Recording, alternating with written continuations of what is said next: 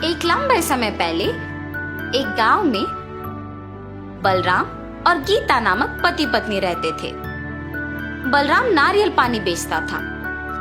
वो बहुत ईमानदार आदमी था, मगर अगर किसी और का व्यापार उसके व्यापार से अच्छा चलता तो वो बहुत निराश होता था और कुछ भी करके उनके व्यापार को अच्छा चलने से रोकता था।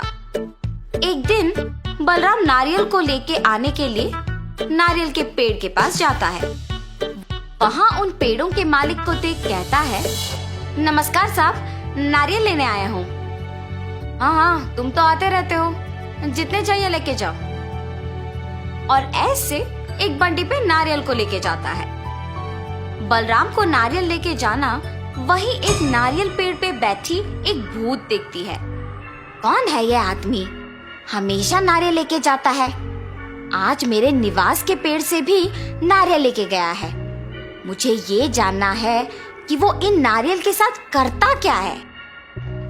और ऐसे उसकी बंडी पे चढ़ के उसके साथ जाती है, मगर बलराम को वो दिखाई नहीं देती है।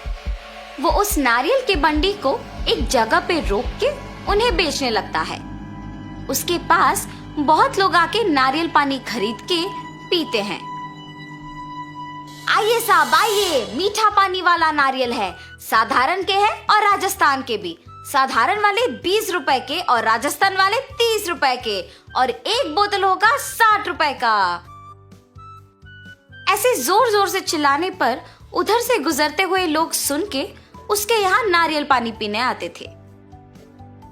अरे बलराम, बड़े अच्छे नारियल दे रहे हो यार, पानी बहुत मीठा है, इसीलिए मैं हमेशा तुम्हारे ही पास आता हूँ नारियल पानी पीने। उस आदमी ने सच कहा है बलराम, मैं भी सिर्फ तुम्हारे पास आता हूँ नारियल पानी पीने। मैं बचपन से नारियल पानी का व्यापार कर रहा हूँ ना, इसीलिए मुझे अच्छे नारियल चुनना अच्छी तरह से आता है साहब। अच्छा, तो ये सबको नारियल पानी बेचता है, इसीलिए हमेशा नारियल लेके जाता है। इन सबकी बातें सुनकर मुझे भी नारियल पानी पीने का मन कर रहा है। ऐसे सोचकर वो भूत सामने नारियल पानी पी रहे आदमी के अंदर घुस जाती है और नारियल पानी का स्वाद लेती है। वाह, ये नारियल पानी तो बहुत मीठा और स्वादिष्ट है। मैं इसी आदमी के पास रहूंगी, ऐसे तो मैं हर रोज नारियल पानी पी सकती हूँ। हा हा हा। बलराम नारियल पानी बेचते हुए उसके बगल वाले होटल में बहुत लोगों का आना जाना देखता है। मैं अपने व्यापार में मग्न होके इस होटल को देख भी नहीं पाया। लगता है कि व्यापार तो बहुत अच्छा चल रहा है। कल से इसका काम तमाम करना ही मेरा काम है, तब तक मुझे शांति नहीं मिलेगी। अगले दिन होटल से एक आदमी बाहर आके नारियल पानी पीने बलराम के पास आता है। आप वहाँ पकौड़ी खा के आ रहे हैं? हाँ, वो बहुत अच्छे पकौड़ी बनाता है, मगर वो स्वच्छता से नहीं बनाता है, और इतना ही नहीं, पुराना आटा इस्तेमाल करता है साहब, इसीलिए कोई भी उसके होटल नहीं जाता है। हाँ, ऐसा है क्या? आइंदा मैं कभी उसके होटल नहीं जाऊंगा। हाँ, अब मुझे अच्छा लग रहा है। ऐसे जो भी उसके पास आता था उसे ऐसी झूठी बातें बोलकर उस होटल को जाने से रोकता था। अरे ये क्या, अचानक लोग मेरे होटल को आना बंद कर दिए। ऐसे सोचकर वो होटल मालिक दुखी होता है। ये सब बलराम की बंडी पे बैठे भूत देखती है। इस आदमी के वजह से उस होटल को कोई नहीं जा रहा है, और अब उस होटल का मालिक दुखी है। उसके बगल वाले आदमी के व्यापार को अच्छा जाते हुए देख ईर्ष्या से किसी को उस होटल जाने नहीं दे रहा है। ये मनुष्य सारे शायद ऐसे ही करते हैं।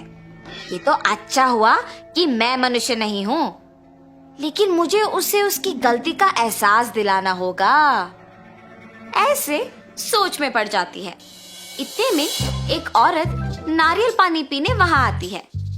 बाबू, एक नारियल दो मुझे। जी मैडम। और एक नारियल को काट के देता है, और वो औरत नारियल पानी पीती है। हाँ, हाँ, मैं अगर इस औरत में घुस जाऊंगी तो इस आदमी को सबक सिखा पाऊंगी। और ऐसे उस औरत में घुस जाती है। बाबू, नारियल पानी बहुत अच्छा है, एक और दो ना। जी मैडम। और ऐसे एक और नारियल देता है।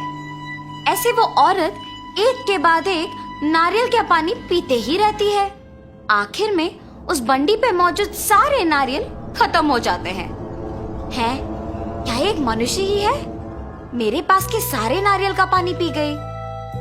मैडम, मेरे पास के सारे नारियल ना खत्म हो गए, अब आप पैसे दे दीजिए। लेकिन वो पैसे दिए बिना बस चुपचाप खड़े रहती है। मैडम, पैसे दिए बिना आप ऐसे खड़े क्यों हैं? पैसे दीजिए। और अचानक वो भूत में बदल जाती है। क्या मुझसे ही पैसे मांग रहे हो तुम? ऐसे जोर से कहती है।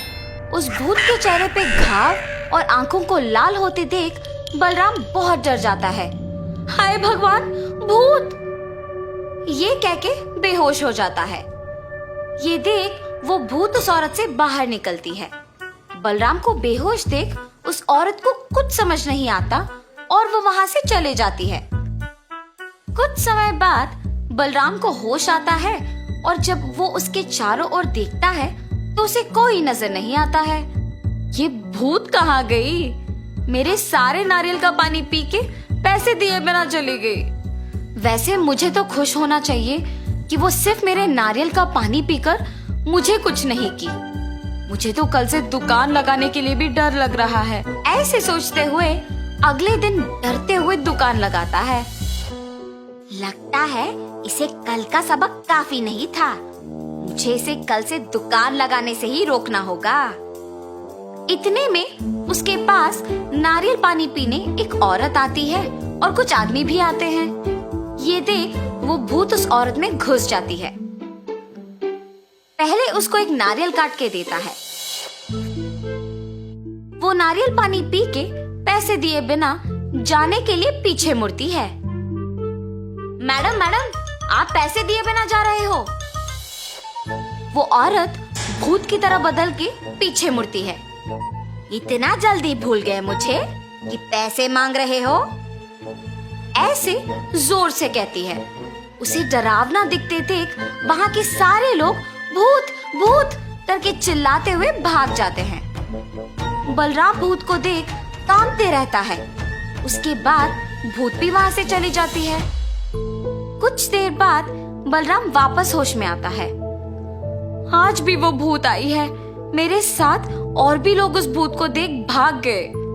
कल से कोई भी मेरे पास नारियल पानी पीने नहीं आएगा।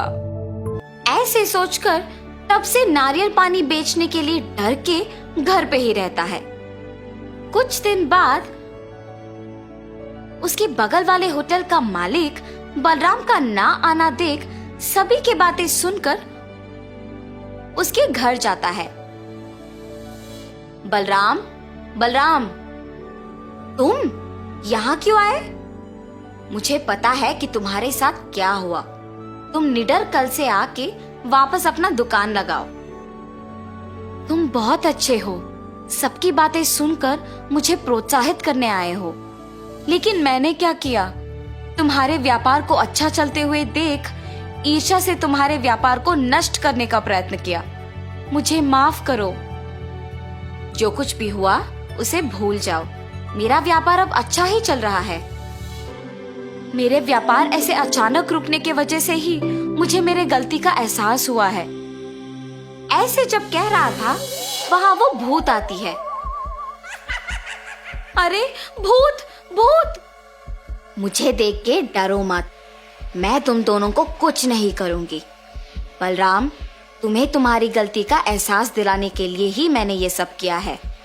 अब जो तुम सुधर गए हो, मैं खुश हूं। अब मैं तुम्हारे पास नहीं आऊंगी। मैं अपने निवास की जगह चली जाऊंगी।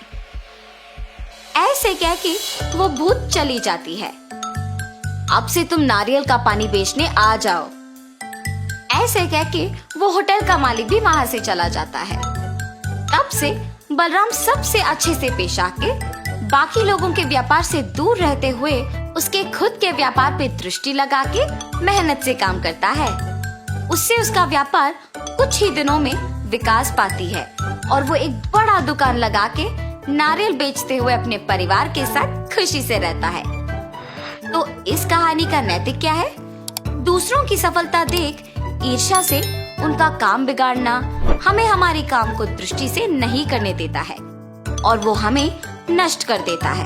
इसीलिए अपना काम ढंग से करो और दूसरों के काम में दखल अंदाजी मत करो।